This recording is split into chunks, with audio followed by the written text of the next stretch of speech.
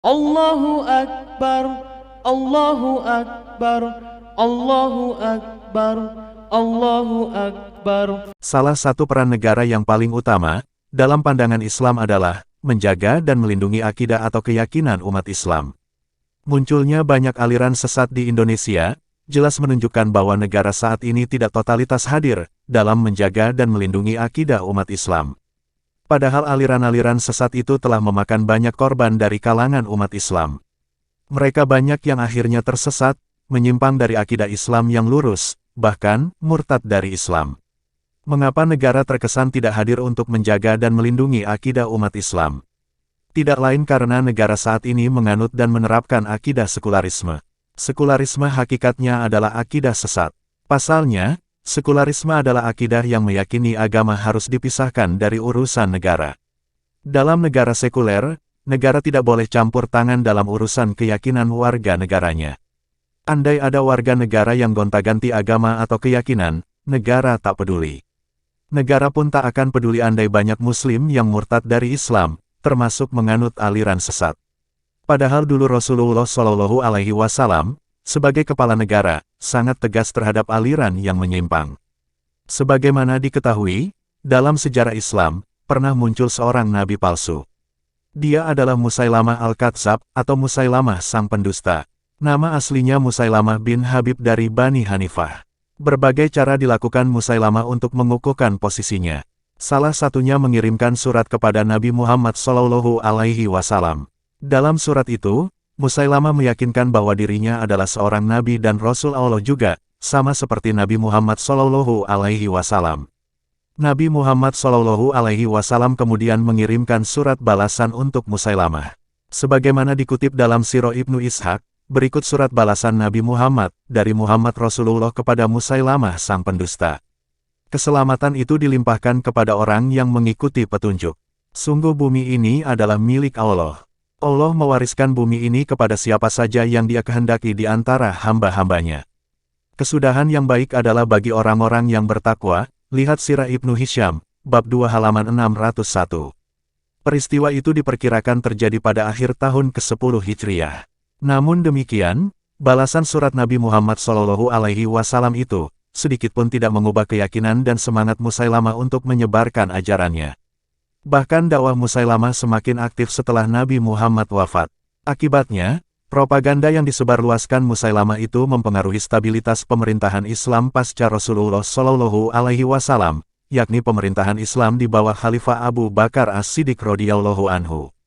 Karena itu di bawah komando Khalifah Abu Bakar radhiyallahu anhu, pasukan kaum Muslim kemudian menumpas Musailamah dan pengikutnya dalam Perang Yamamah pada tahun 12 Hijriah.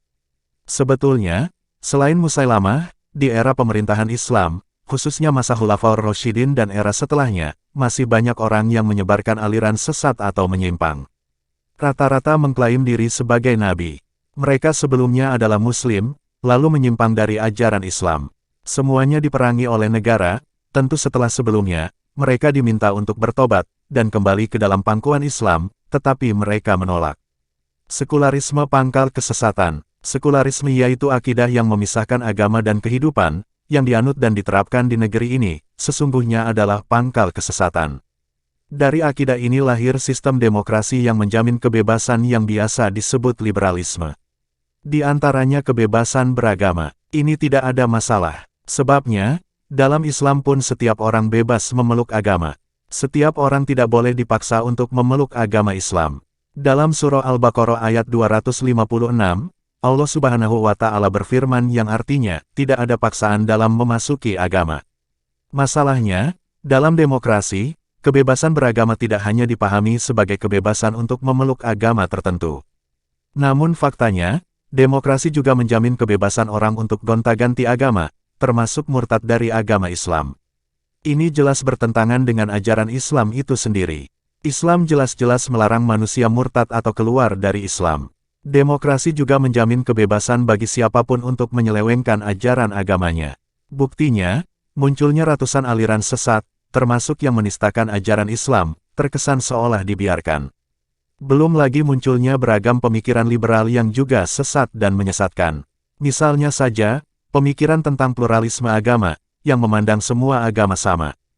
Juga pemikiran tentang toleransi beragama yang kebablasan, yang melahirkan sinkretisme, yaitu campur aduk agama, seperti doa bersama lintas agama, dan lain-lain. Semua itu seolah dibiarkan oleh negara atas nama demokrasi dan kebebasan.